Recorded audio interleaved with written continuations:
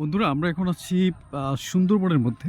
একটা রিসোর্ট আছে আকাশলীনা নামে। আমরা সেই রিসোর্টের ভেতর দিয়ে সুন্দরবন দেখতেছি। এখানে আপনারা দেখতে পাচ্ছেন যে চারপাশে কিন্তু কেওড়া গাছ, গোলপাতা গাছ, আরও নাম না জানা অসংখ্য গাছ আছে। আমরা যদি এখান থেকে একটু দেখি, এটি কিন্তু ওই পাড়টা কিন্তু একদম টোটালি ভয়ঙ্কর জায়গা।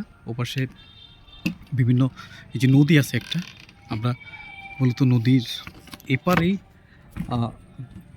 এপারেই ঘুরছি। এই পারেই আর কি মানুষের ঘোরার অনুমতি আছে, ও পাশে যাওয়ার কিন্তু কোনো অনুমতি নেই, কারণ এই পাশটা ভয়ঙ্কর। সেখানে জানেন যে সুন্দরবনে বাঘ থাকে, রয়্যাল বেঙ্গল টাইগার থাকে।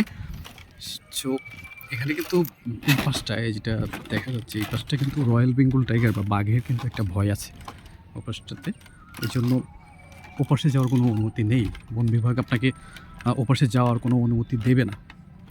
সো এখানে কিছু লঞ্চ আছে, যেগুলো দিয়ে মনে হয় সম্ভবত এই নদী দিয়ে কিছু দূর যাওয়া যায়। দেখেন অফিসটাতে কিন্তু টোটালি বনটা আরও ঘন, এবং ওপাশ থেকে মোটামুটি ভয়ঙ্কর বন যেটাকে বলা হয় সেটাই শুরু।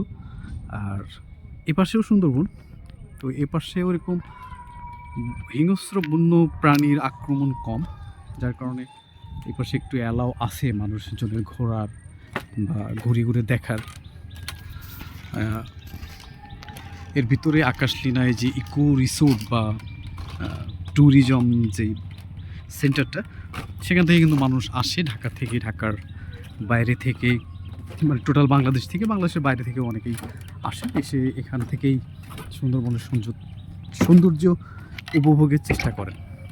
সো আমরা এসেছি আজকে, একটু আপনাদের দেখালাম ঘুরিয়ে। Thank you.